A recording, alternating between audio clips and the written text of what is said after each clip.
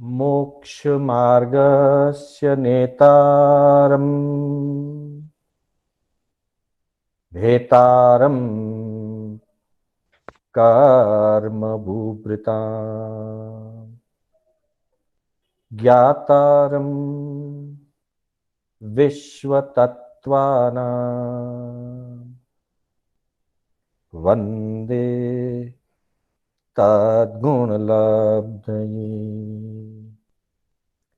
वन्दे तद्गुणलब्धये।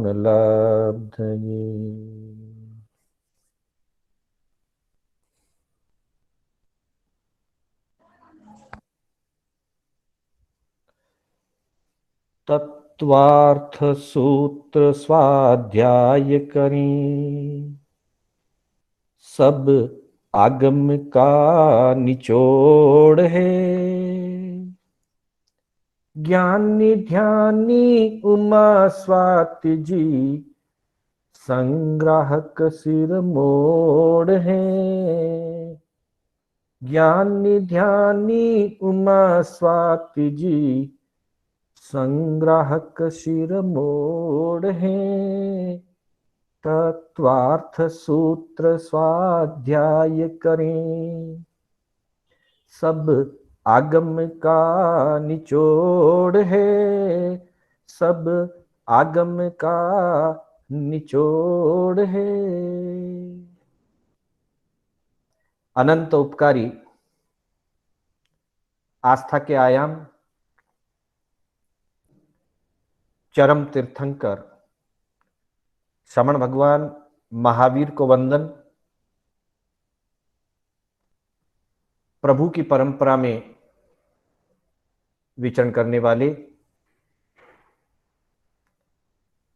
समस्त परम उपकारी चारित्र आत्माओं को वंदन। आत्मबंधुओं, सुशील माताओं एवं बहनों,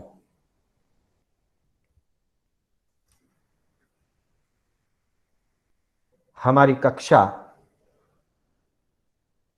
तत्वार्थ सूत्र के 10वें अध्याय पर आधारित अंतिम अध्याय, अंतिम सूत्र मोक्ष के स्वरूप से संबंधित चल रही है।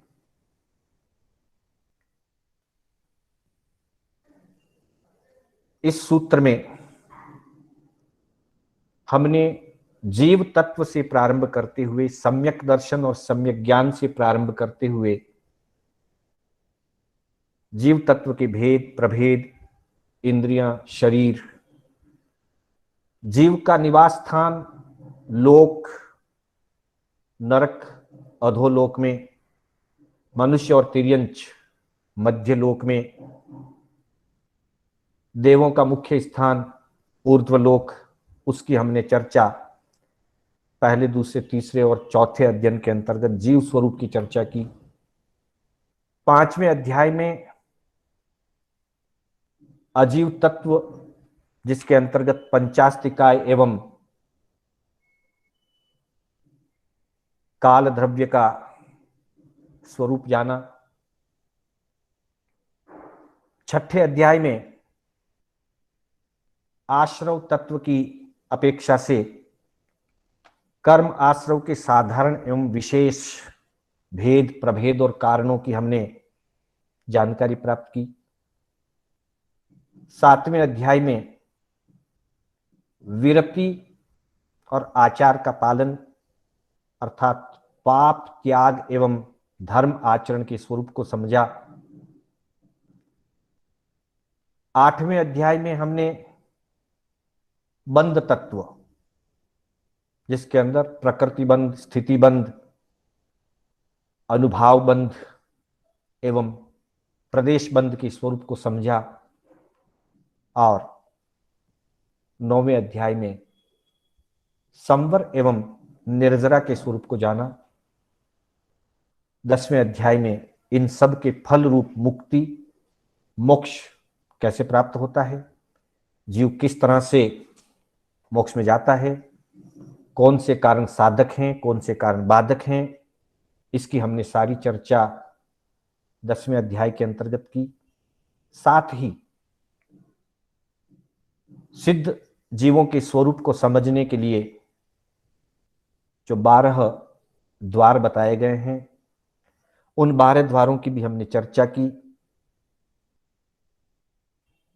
जो कि तत्वार्थ सूत्र के 10वें अध्याय के अंतिम 7वें सूत्र में बताया गया है। क्षेत्र, काल, लिंग, गति, तीर्थ, चारित्र, प्रत्येक, बुद्ध बोधित, ज्ञानावगाहनांतर, संख्याल्प, बहुत्वतः साध्य। इस सूत्र के आधार से सिद्धों का क्षेत्र, काल, गति, लिंग, तीर्थ, चारित्र, प्रत्येक, बुद्ध एवं बुद्ध बोधित, ज्ञान, अवगाहना, अंतर, संख्या और अल्प बहुत्व, इन 12 द्वारों की हमने चर्चा की थी। आगम की अपेक्षा से भी चर्चा की, तत्वार्थ सूत्र की अपेक्षा से भी हमने चर्चा की। कुछ बातें इसके संदर्भ में और शेष हैं। मुख्य रूप से हमने जो चर्चा की है कल तक, इन 12 द्वारों की 2 कक्षाओं में जो हमने चर्चा की, जैन दर्शन के मुख्य 2 घटक हैं, दिगंबर जैन परंपरा और श्वेतांबर जैन परंपरा। मूल रूप से 9 तत्व, 18 पाप, चारित्र, ज्ञान, दर्शन, चारित्र, तप, मोक्ष के अंग, ये मूलभूत आधार है जैन दर्शन के। कर्मवाद, आत्मवाद, गुणस्थान स्वरूप, इन सभी मूलभूत आधारों पर श्वेतांबर और दिगंबरों में एक रूपता है। श्वेतांबर पक्ष 9 तत्व स्वीकार करती हैं, दिगंबर पक्ष भी 9 तत्व स्वीकार करते हैं। निर्जरा और संवर के माध्यम से आत्मा की शुद्धि होकर के मोक्ष की प्राप्ति होती है। इस सिद्धांत को संपूर्ण जैन परंपरा, चाहे वो श्वेतांबर हो, दिगंबर हो और उप संप्रदाय हो, सभी एक रूप में स्वीकार करती हैं। ज्ञान से जाना जाए, दर्शन से श्रद्धा की जाए और चारित्र और तप के द्वारा आचरण शुद्धि करके कर्म को काटकर मोक्ष की प्राप्ति होती है। इस सिद्धांत को संपूर्ण जैन दर्शन एक समान मान्यता के रूप में स्वीकार करता है। अर्थात जो सैद्धांतिक मान्यताएं हैं, जो फंडामेंटल्स, जो मूलभूत आधार मान्यताएं हैं, उन आधार मान्यताओं में जैन दर्शन में फर्क नहीं है, अंतर नहीं है। कुछ उप मान्यताओं में आचार संबंधी मान्यताएं, सामाचारी संबंधी मान्यताएं और कुछ उप मान्यताओं में कुछ कुछ बातों में, सभी बातों में नहीं, पर कुछ कुछ बातों में श्वेतांबर और दिगंबर पक्ष में कुछ अंतर है, मान्यता भेद है। वैसे ही कुछ मान्यताएं भेद इन 12 द्वार में से कुछ द्वारों में अंतर है। जानकारी की दृष्टि से हमें, क्योंकि हम स्वाध्यायी हैं, कहीं पर्युषण आदि के लिए जाते हैं, ज्ञान चर्चा में बैठते हैं, कहीं अलग अलग ग्रंथों के आधार से कोई प्रश्न या कोई विचारधारा सामने आए, तो जो मुख्य चीजें हैं हमको जानकारी में रहनी चाहिए। उस दृष्टि से थोड़ी सी जो मान्यताओं का अंतर है उसकी हम आज चर्चा करेंगे। 2-3 टेबल्स हैं इसके बारे में, उन टेबल्स के साथ हम इसकी चर्चा करेंगे। जैसे सबसे पहली जो टेबल मुक्त जीवों में जो भेद प्रभेद बताया गया है, एक विशेष बात, क्षेत्र की अपेक्षा से कहीं कोई अंतर नहीं है।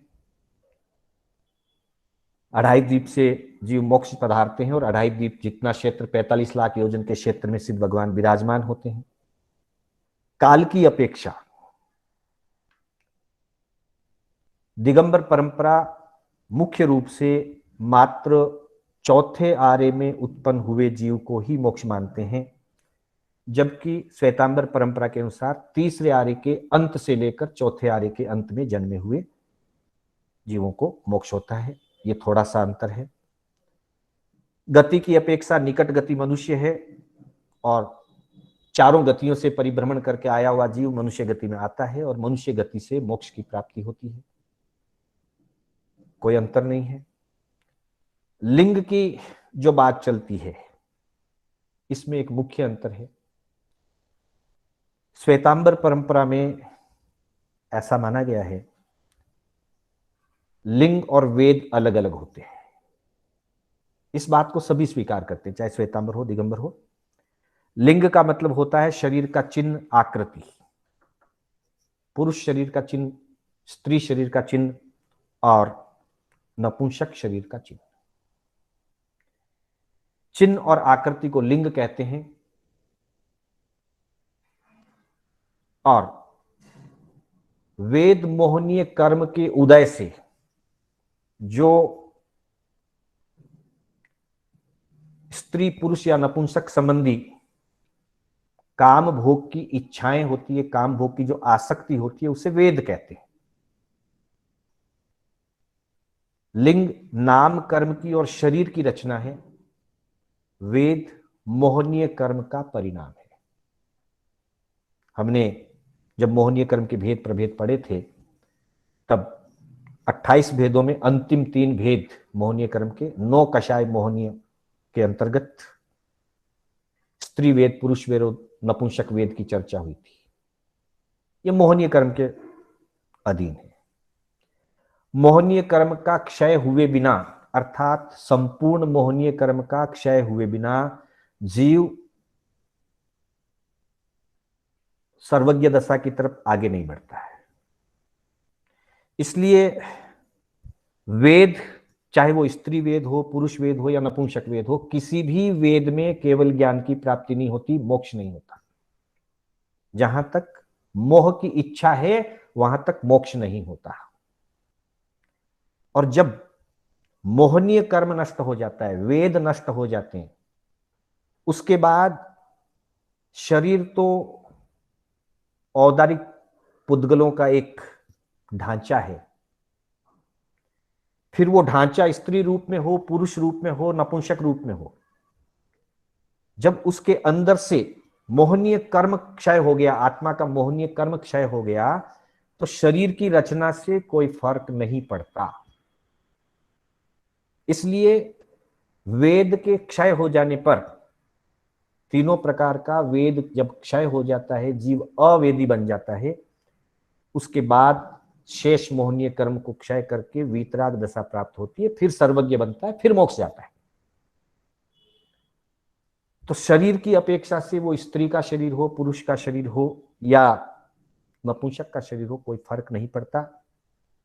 इसलिए श्वेतांबर आगमों में स्त्रीलिंग सिद्धा, पुरुष लिंग सिद्धा, नपुंसक लिंग सिद्धा, तीनों प्रकार के सिद्ध बताए।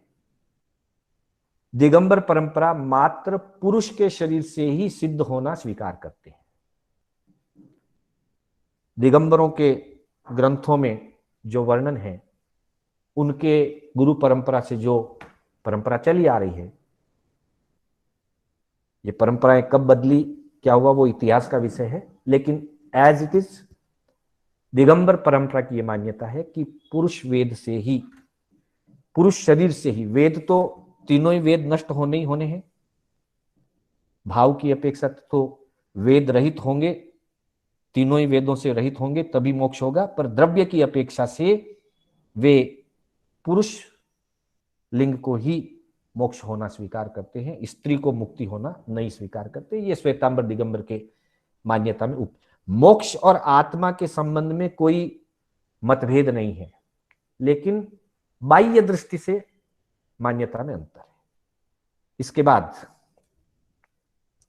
पांचवा बोल तीर्थ, तीर्थंकर या तीर्थ सिद्धा, अतीर्थ सिद्धा, तीर्थंकर सिद्धा, अतीर्थंकर सिद्धा, दोनों ही अपेक्षा से मोक्ष जा सकते हैं। कोई तीर्थंकर बन करके जाते हैं और कोई बिना तीर्थंकर बने जाते हैं। कोई तीर्थंकर की मौजूदगी में जाते हैं और कोई तीर्थंकर की मौजूदगी के बिना भी जाते हैं।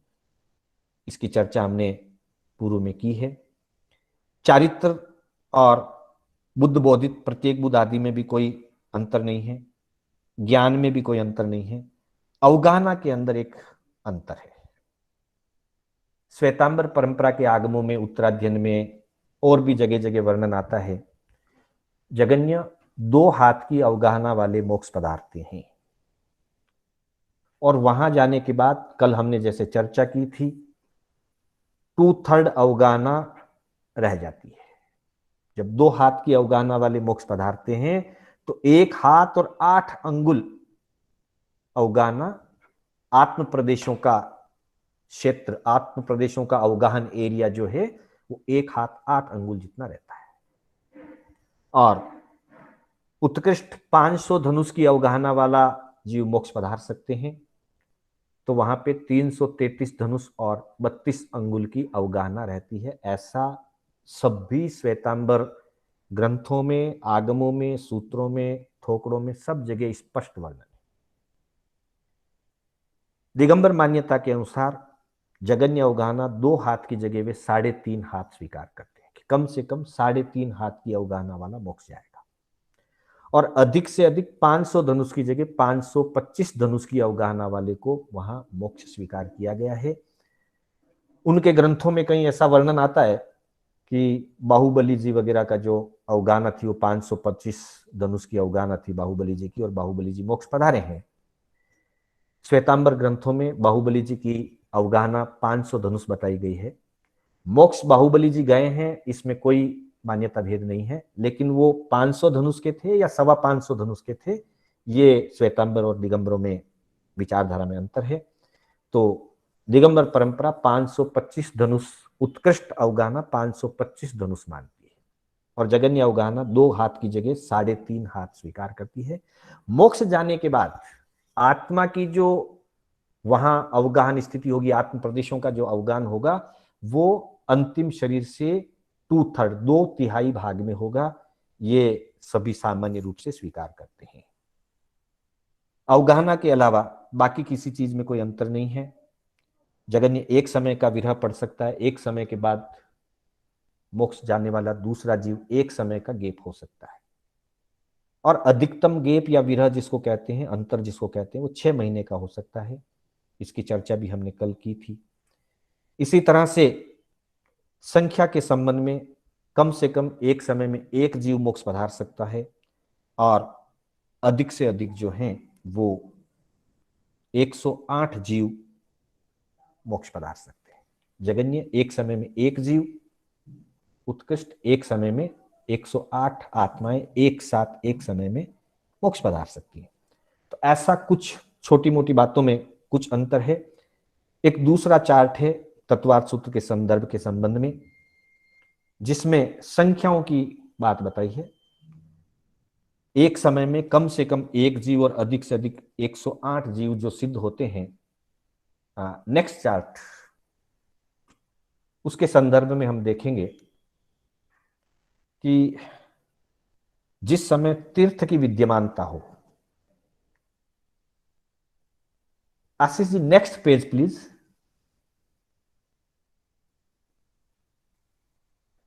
यस, जिस समय तीर्थ की विद्यमानता हो उस समय 108 जीव एक साथ एक समय में सिद्ध हो सकते हैं। पर जिस समय तीर्थ नहीं हो, तीर्थ विच्छेद हो गया हो, तीर्थ विच्छेद हुए समय में एक समय में अधिकतम 10 जीव एक साथ मोक्ष पधार सकते हैं। जैसे हमको ध्यान में होगा, वर्तमान अवसर्पणी काल 5वां आरा चल रहा है अभी, तो इस अवसर्पणी काल को हुंडा अवसर्पणी काल कहा गया है। काल के दो विभाग बताए हैं, उत्सर्पिणी काल और अवसर्पिणी काल। उत्सर्पिणी काल में हमेशा बल, शरीर की अवगाहना, सुख, आयु, ये चीजें बढ़ती हुई होती है, विकासशील, उन्नति की ओर जाती है, छोटे से बड़े होते हैं। और अवसर्पिणी काल में घटती हुई चीजें होती है। तो दोनों ही काल में अपने अपने 6 आरे होते हैं, और एक काल में यानी कि अवसर्पिणी काल, उत्सर्पिणी काल, दोनों मिलकर के एक काल चक्र बनता है। तो एक काल में एक 24 होती है, एक 24 तीर्थंकरों का एक सीक्वेंस होता है। अवसर्पिणी काल में भी 24 तीर्थंकर होते हैं, उत्सर्पिणी काल में भी 24 तीर्थंकर होते हैं। जैसे वर्तमान अवसर्पिणी काल था, चल रहा अभी 5वां आ रहा अवसर्पिणी का, इसमें ऋषभदेव भगवान से लेकर भगवान महावीर पर्यंत 24 हुई। अभी 5वां आरा चल रहा है, फिर 6ठा आरा आएगा, फिर वापिस 6ठा, फिर 5वां, फिर 4था। तब श्रेणिक महाराज का जीव पद्मनाभ स्वामी के नाम से प्रथम तीर्थंकर बनेंगे, और फिर एक के बाद एक के बाद एक एक करते यूं 24 तीर्थंकर होंगे। सामान्य नियम है कि प्रथम तीर्थंकर के समय में जो शासन स्थापित होता है, अंतिम तीर्थंकर के शासन के अंतिम दिन तक तीर्थ और शासन निर्बाध चलता है। तीर्थंकर बदलेंगे, द्वादशांगी की रचना होगी, गणधर बदलेंगे,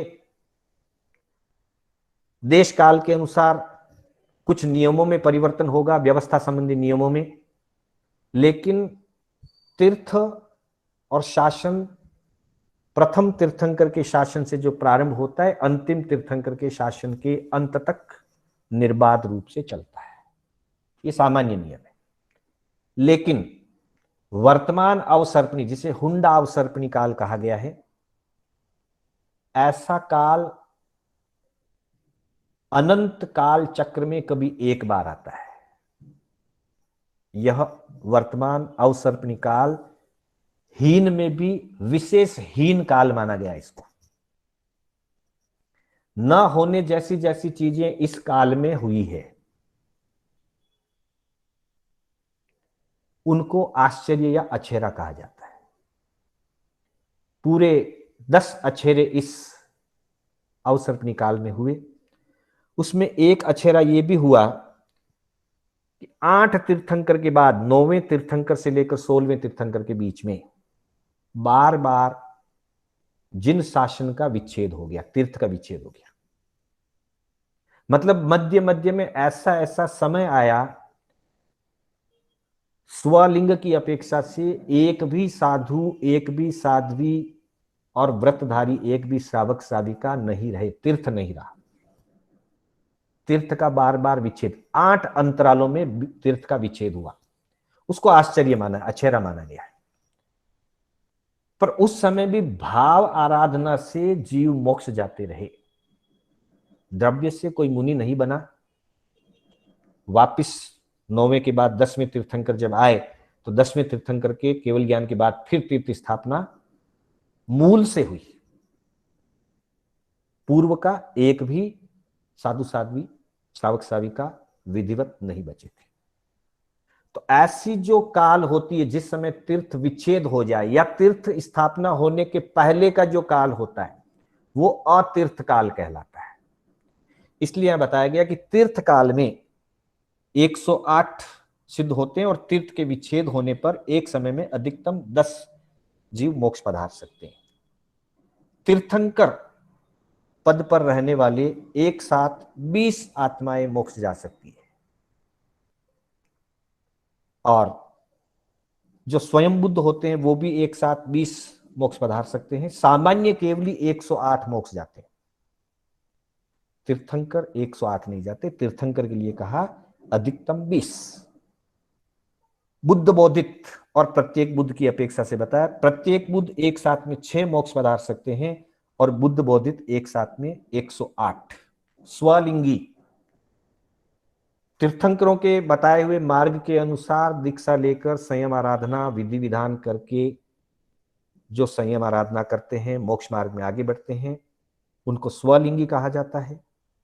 वे एक समय में एक साथ 108 आत्माएं मोक्ष प्राप्त कर सकती हैं, जबकि अन्य लिंगी सिर्फ 10 और ग्रस्त लिंगी मात्र 4 आत्माएं ही एक समय में अधिकतम मोक्ष जा सकती है।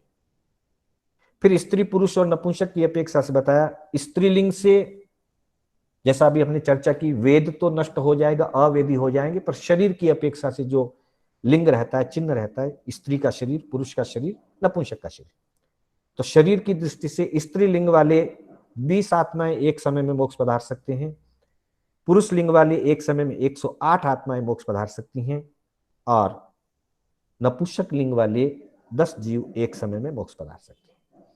इसी तरह से अवगाहना की अपेक्षा से बताया, जगन्य अवगाहना वाले 4, मध्यम अवगाहना वाले 108 और उत्कृष्ट अवगाहना वाले एक समय में मात्र 2 आत्माएं मोक्ष पधार सकती है। उससे ज्यादा उत्कृष्ट स्थिति यानी कि 500 धनुष की स्थिति वाले जो जीव मोक्ष पधारते हैं, वो एक समय में एक साथ 2 जीव मोक्ष पधार सकते हैं।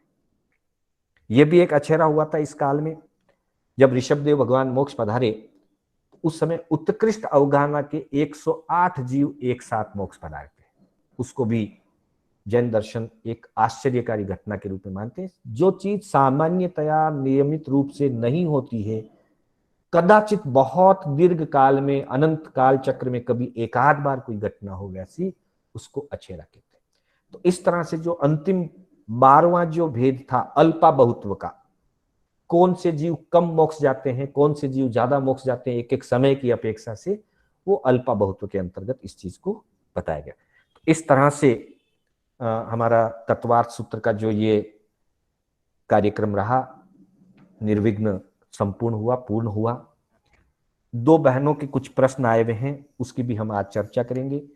कल की कक्षा हमारी अनुभव के आधार पर रहेगी कि हमने क्या पाया, हमें क्या अनुभव मिला, उसके संदर्भ में चर्चा होगी। किसी के प्रश्न भी हो तो वो प्रश्न भी अपने भेज सकेंगे, वे प्रश्न भी साथ में उनकी भी हम चर्चा करेंगे।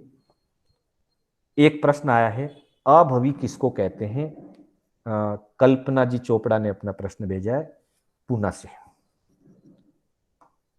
संसार में जितने भी जीव हैं, भवी और अभवी की अपेक्षा से 2 प्रकार के होते हैं।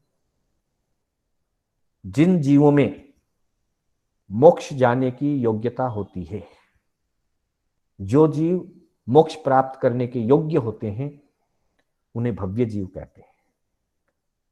और कुछ जीव स्वभाव से ही ऐसे होते हैं कि वे अनंत काल तक संसार में ही परिभ्रमण करते रहेंगे, हमेशा के लिए संसार में रहेंगे। उनका पहला गुणस्थान, उनका मिथ्या दर्शन शल्य कभी भी नहीं छूटेगा, राग द्वेष की गांठ उनकी कभी भी नहीं छूटेगी, और वे कभी भी मोक्ष नहीं पधारेंगे। ऐसे जीवों को अभवी जीव कहते हैं। और ये भवीपना या अभवीपना जो है, वो जीव का अपना परिणाम है। किसी भी कर्म के बंधन से या किसी भी कर्म के उदय से, गाढ़ा होने से, मंद होने से कोई फर्क नहीं पड़ता है। कर्म बनते रहते हैं, कर्म टूटते रहते हैं, लेकिन जीव अनादिकाल से अपने स्वभाव है ये, और स्वभाव के कारण जो जीव भवी है वो भवी है, और जो अभवी है वो अभवी है। अभवी जिसका उदाहरण देते हुए समझाने के लिए बताया कि जैसे करड़ू अनाज होता है, मूंग मोट आदि जब भिगोते हैं, सैकड़ों दानों में कोई एक दाना ऐसा होता है कि 3 घंटे, 5 घंटे, 6 घंटे पानी में भीगने के बाद भी सूखा का सूखा रह जाता है, वो भीगता नहीं है, पानी उसके अंदर जाता ही नहीं, वो पानी में करड़ा रह जाता है। उसको अगर बॉइल्ड भी करते हैं, उबाल भी लेते हैं, तब भी वो ऐसा का ऐसा कठोर का कठोर करड़ू दाना रह जाता है। ठीक वैसे ही चाहे जितनी जिनवाणी का श्रवण कर ले, पठन कर ले, उपदेश सुन ले, द्रव्य से चाहे जितना चारित्र का पालन कर ले, पर निश्चय में जिस जीव के जिनवाणी रूपी पानी अंतर में उतरता ही नहीं, आत्मा में स्पर्श होता ही नहीं, ये स्वभाव है। इसलिए वैसा जीव कभी भी न तो मिथ्यात्व से मुक्त हो सकता है, न राग द्वेष की ग्रंथि तोड़ सकता है, और न मोक्ष जा सकता है। ये उस जीव का स्वभाव है। तो ऐसे स्वभाव वाले जीव को अभवी कहा जाता है। और इसके विपरीत दूसरे जो जीव जो भगवान की वाणी सुनते हैं, सुनने के बाद उसका हृदय में धारण करते हैं, और जिनका हृदय, जिनका मन वाणी सुनकर के द्रवित हो जाता है, वाणी सुनकर के अनुकंपा के भाव जग जाते हैं, वाणी सुनकर के मोक्ष की अभिलाषा जिनको जग जाती है, वे जीव भवी होते हैं। और वे अपनी साधना करते हुए जैसा उनका भव परिपाक पूरा होता है, संसार काल संपूर्ण होता है, वे आठों कर्मों को क्षय करके मोक्ष जाते हैं।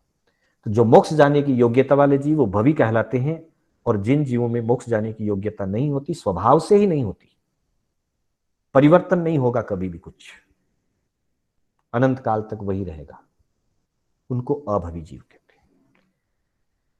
एक जिज्ञासा भेजी थी रेखा मेहता ने कलकत्ता से। उन्होंने 37वां, 38वां और 47वां 3 सूत्रों का थोड़ा सा वापिस 9वें अध्याय के 3 सूत्रों का थोड़ा परिचय देने की बात कही। तो 9वें अध्याय का 37वां सूत्र है, आज्ञा अपाय विपाक संस्थान विचयाय धर्म प्रमत्त संयतस्य। धर्म ध्यान के 4 भेद इस सूत्र में बताएं 37वें में, कि धर्म ध्यान आज्ञा रूप चिंतन, आज्ञा विचय, आत्मा का अहित किन से होता है, कर्म बंधन के स्वरूप का चिंतन करना, अपाय विचय, कर्मों का उदय आएगा जब कर्मों का पाक हो जाएगा, विपाक होगा, कर्म पक जाएंगे, अबाधा काल खत्म होगा, कर्मों का फल देने का समय आएगा, तो किस किस प्रकार से हमको कर्म फल देते हैं उसके स्वरूप का चिंतन करना, ये विपाक विचय कहलाता है।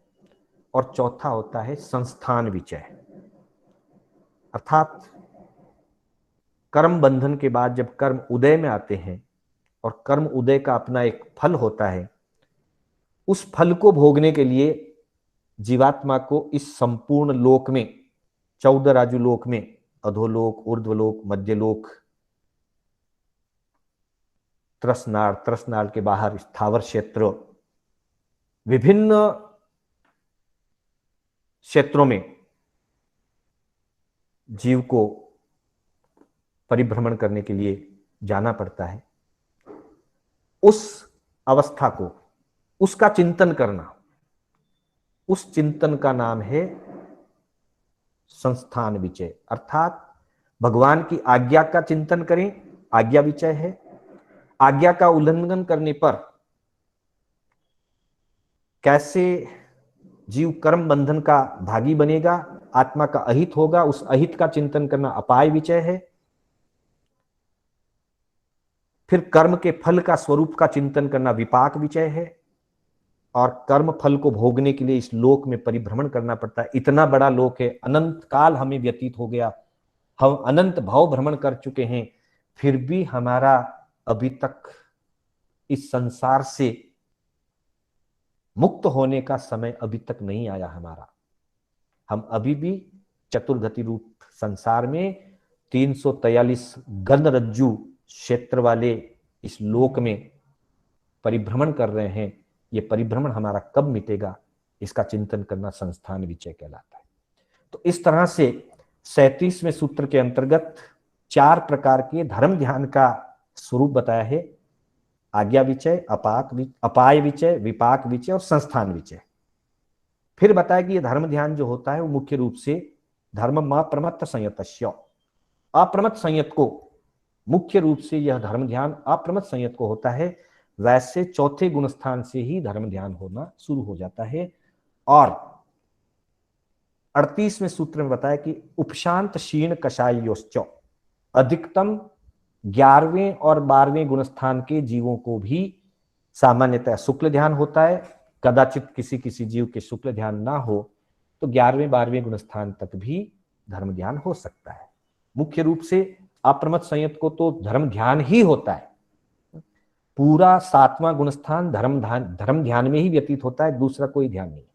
पर बाकी के नीचे के जो गुणस्थान है, चौथा, पांचवा, छठा, उनमें कभी आर्त ध्यान भी आ सकता है। धर्म ध्यान होता है पर कभी आर्त ध्यान भी आ सकता है। चौथे पांचवे के तो कभी आर्त भी आ सकता है, रौद्र भी आ सकता है और धर्म ध्यान भी हो सकता है। तो यूं धर्म ध्यान चौथे गुणस्थान से प्रारंभ होता है, मुख्यतः 7वें गुणस्थान की है, 8वें में भी रहता है। शुक्ल ध्यान अगर ना आए किसी साधक को तो 12वें गुणस्थान तक भी धर्म ध्यान रह सकता है। इसलिए का उपशांत क्षीण कषायोश्च, उपशांत मोहनी यानी 11वें गुणस्थान में, और क्षीण मोहनीय या क्षीण कषाय यानी कि 12वें गुणस्थान के जीवों को भी धर्म ध्यान रह सकता है। ये 37वां और 38वां सूत्र हुआ। एक आपने 47वें सूत्र की बात कही थी, 47, जो 9वें अध्याय का 47वां सूत्र है। मैं इसकी उच्चारण करके फिर इसके बारे में चर्चा करते हैं। सम्यक दृष्टि श्रावक विरतानंत वियोजक दर्शन मोह शपक कोपशमक कोपशांत मोह शपक क्षीण मोह जिना क्रमशो संख्ये गुण निर्जराहा। इसमें ऐसा है ललिता जी, रेखा जी, कि जीव की कर्म निर्जरा की 10 अवस्थाओं का वर्णन किया गया इसमें। 47वां सूत्र, सबसे पहली अवस्था सम्यक दृष्टि, सम्यक दृष्टि के बाद श्रावक, श्रावक के बाद विरत यानी कि साधु संयमी सर्वविरत, फिर अनंत वियोजक अर्थात अनंतानुबंधी कषाय को क्षय करने की दशा, फिर दर्शन मोह शपक मिथ्यात्व मोहनीय, मिश्र मोहनीय और सम्यक्त मोहनीय को पूर्ण रूप से क्षय करने की अवस्था, फिर का उपशमक 7 प्रकृतियों का क्षय हो गया, अनंतानुबंधी का हो गया और 3 दर्शन मोह का हो गया, 7 का हो गया, तो शेष 21 प्रकृतियां बचती है। उन 21 प्रकृतियों को उपशम करने की अवस्था, ये उसकी नेक्स्ट अवस्था है। फिर का उपशांत मोह, उपशम करने की प्रक्रिया चालू रहती है और उपशांत होता है 11वें गुणस्थान में। तो उपशम श्रेणी और उपशांत क्षीण मोहनीय 11वां गुणस्थान, यानी कि 8वां 9वां 10वां गुणस्थान उपशम श्रेणी का है, 11वां गुणस्थान उपशांत मोह कहते हैं उसको। फिर अगली अवस्था आती है शपक, जो शेष 21 प्रकृतियों को क्षय करते हुए शपक श्रेणी से आगे बढ़ते हैं। और फिर जिनका मोहनीय पूर्ण क्षय हो जाता है, 10वें गुणस्थान तक संपूर्ण क्षय हो जाता है और सीधा जीव 12वें गुणस्थान को उपस्थित होता है, तो उसको क्षीण मोह कहते हैं, क्षीण मोहनीय गुणस्थान या 12वां गुणस्थान जिसको हम कहते हैं। और उसके बाद जिना, जिनेश्वर यानी कि सर्वज्ञ केवली वीतराग 13वें 14वें गुणस्थान में। तो यहां ये 10 अवस्थाएं बताई गई है। पहला सम्यक दृष्टि, दूसरा श्रावक, तीसरा सर्वविरति विरक्त, चौथा अनंत वियोजक, 5वां दर्शन मोह शपक, 6ठा उपशमक, 7वां उपशांत मोह, 8वां शपक, 9वां क्षीण मोह और 10वां जिन यानी कि सर्वज्ञ अरिहंत। जैसे 14 गुणस्थान बताए गए हैं, इससे थोड़ी अलग अपेक्षा से ये 10 अवस्थाएं बताई गई है। जीव की साधना में आगे बढ़ती हुई 10 अवस्थाएं। जैसे ही कोई जीव एक से दूसरी अवस्था पर पहुंचता है, एक से दूसरे लेवल स्तर हैं ये, जैसे जैसे उनका लेवल और स्तर बढ़ता है वैसे वैसे उनमें कर्मों की निर्जरा असंख्यात असंख्यात गुणी अधिक होती जाती है। जैसे पहली अवस्था सम्यक दृष्टि, जो चौथे गुणस्थान की अवस्था है, अविरत सम्यक्ति, उसकी एक जितनी निर्जरा है उसकी अपेक्षा 5वें गुणस्थान वाले सम्यक्त्व सहित व्रत आराधना करने वाले देश विरत श्रावक की कर्मों की निर्जरा असंख्यात गुणी होगी। और फिर श्रावक की निर्जरा से भी जो अणगार साधु हैं, विरक्त, सभी पापों का जिन्होंने 3 कर्म 3 योग पूर्वक आजीवन त्याग किया है, 6ठे 7वें गुणस्थान की अपेक्षा से 5वें गुणस्थान वालों की अपेक्षा 6ठे 7वें गुणस्थान वालों की निर्जरा असंख्यात गुना अधिक होगी। फिर अनंत वियोजक, अनंतानुबंधी कषाय को जो क्षय करने की प्रक्रिया में लगे रहते हैं, 4थे से 7वें गुणस्थान तक ये प्रक्रिया चल सकती है। अलग अलग जीव के अलग अलग टाइम पे चलती है, पर कभी भी किसी भी जीव के 4थे से 7वें के बीच ये प्रक्रिया हो सकती है। तो उसकी निर्जरा जो अनंतानुबंधी कषाय को क्षय करने में लगा हुआ साधक है, उनकी निर्जरा सामान्य सर्ववृत्ति 6ठे गुणस्थान 7वें गुणस्थान वालों से भी असंख्यात गुना अधिक होती है। फिर आगे बताया दर्शन मोह शपक, जो 3 प्रकृतियां हैं दर्शन मोहनी की, दर्शन मोत्रिक, सम्यक मोहनी, मिथ्यात्व मोहनी और मिश्र मोहनी। इनको जब क्षय करने में लगता है जीव, पहले अनंतानुबंधी का क्षय करता है, फिर इनको क्षय करता है, तो और असंख्यात गुणी निर्जरा, ये भी 4थे से 7वें गुणस्थान की अवस्था में होने वाला साधना क्रम है, असंख्यात गुणी अधिक निर्जरा होती है। फिर बताया उपशमक, शेष 21 प्रकृतियों की उपशम में उपशम श्रेणी युक्त जो जीव होता है 8वें 9वें 10वें गुणस्थान में, उनकी निर्जरा और अधिक होती है, असंख्यात गुणी। और फिर उपशांत मोह, 28 ही प्रकृतियों का जिसने उपशम किया, या 7 प्रकृतियों का अगर क्षय भी हो चुका होता है, कभी कभी साइक समकित जीव भी उपशम श्रेणी करता है और 11वें गुणस्थान में जाता है, तो 11वें गुणस्थान के अंतर्गत रहा हुआ जीव वो उपशम श्रेणी वाले से भी असंख्यात गुणी अधिक निर्जरा करता है। और उससे भी असंख्यात गुणी निर्जरा शपक श्रेणी वाला 8वें 9वें 10वें गुणस्थान में करता है, वो 21 प्रकृतियों के क्षय करने में लगा होता है। और पहले 7 और बाद में 21 28 ही प्रकृतियां जब क्षय हो जाती है तो 9वां स्तर प्राप्त होता है क्षीण मोह, छदमस्त वीतराग, शाइक, जिन्होंने मोहनीय कर्म का संपूर्ण क्षय कर दिया है, 12वें गुणस्थान में पहुंच गए। 12वें गुणस्थान में शपक श्रेणी की अपेक्षा से भी अधिक असंख्यात गुणी निर्जरा होती है, और उसी निर्जरा से ज्ञानावरणी दर्शनावली और अंतराय कर्म का संपूर्ण क्षय होता है, और जीव सर्वज्ञ केवली और अरिहंत बन जाता है, 13वें गुणस्थान में पहुंच जाता है। उनको जिन कहते हैं, जिनेश्वर, जिन, अरिहंत। अरिहंतों की निर्जरा 12वें गुणस्थान वालों की अपेक्षा से भी असंख्यात गुणी होती है। वैसे एक एक गुणस्थान जैसे अंतर्मूर्त काल का होता है, बीच के गुणस्थान अंतर्मूर्त काल के होते हैं, तो उस अंतर्मूर्त में भी ऊपर ऊपर के समयों में और विशेष विशेष निर्जरा होती जाती है। ये स्थूल दृष्टि से एक एक अवस्था को लेकर के बताया गया, जिनमें 3 मुख्य अवस्थाएं बताई गई, स्वस्थान केवली, समुद्गात केवली और अयोग दशा में उपस्थित केवली। सामान्य रूप से जो स्वस्थान में अपने स्थान में जो विराजित होते हैं केवली, अभी केवली समुद्घात नहीं कर रहे, सयोगी केवली हैं, उनकी निर्जरा से समुद्घात में स्थित केवली की निर्जरा और अधिक होती है, असंख्यात गुणी।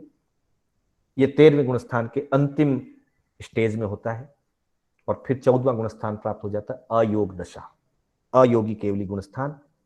13वें गुणस्थान की अपेक्षा से भी 14वें गुणस्थान में निर्जरा और असंख्यात गुणी होती है, और उसी निर्जरा के समय जीव अपने शेष बचे हुए अघाती कर्म, जो शेष बचे हुए जितने भी हैं, आयुष्य कर्म, नाम कर्म, गोत्र कर्म और वेदनीय कर्म, उन 4 अघाती कर्मों का संपूर्ण क्षय कर देते हैं, और 5 लघु अक्षर, लगभग 5 सेकंड जितना समय लगता है 14वें गुणस्थान में, लगभग 5 लघु अक्षर उच्चारण करने का समय, और उसी के साथ संपूर्ण कर्मों से और औदारिक, तेजस और कार्बन, इन तीनों शरीरों से संपूर्ण रूप से हमेशा के लिए मुक्त होकर के एक समय की ऋजु गति से, किसी भी लोक में जितने भी पुद्गल आदि हैं, किसी को भी स्पर्श ना करते हुए अस्पर्शमान गति से, एक समय की गति से लोकाग्र तक पहुंच करके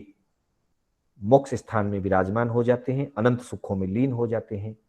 मात्र एक समय लगता है, केवल ज्ञान और केवल दर्शन उनके पास होता है, पर जिस समय एक समय होता है उसमें वो केवल ज्ञान के उपयोग से मोक्ष पधारते हैं, और लोकाग्र पर जाकर के इसलिए रुक जाते हैं, ऊर्ध्वगमन जीव का स्वभाव है इसलिए ऊपर उठते हैं। 10वें अध्ययन में इसकी काफी सारी बातें हमारी चर्चा हुई।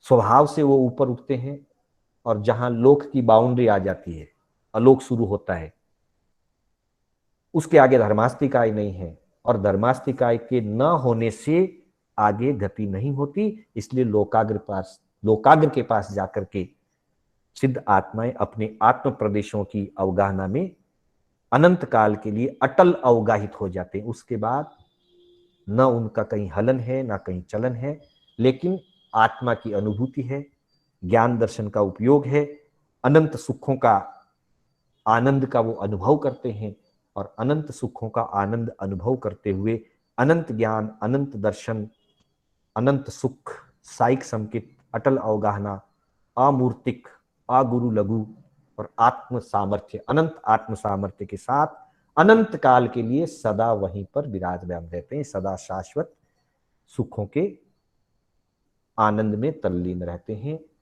जितनी भी धर्म आराधना है, हर व्यक्ति की धर्म आराधना इसी लक्ष्य को लेकर के है।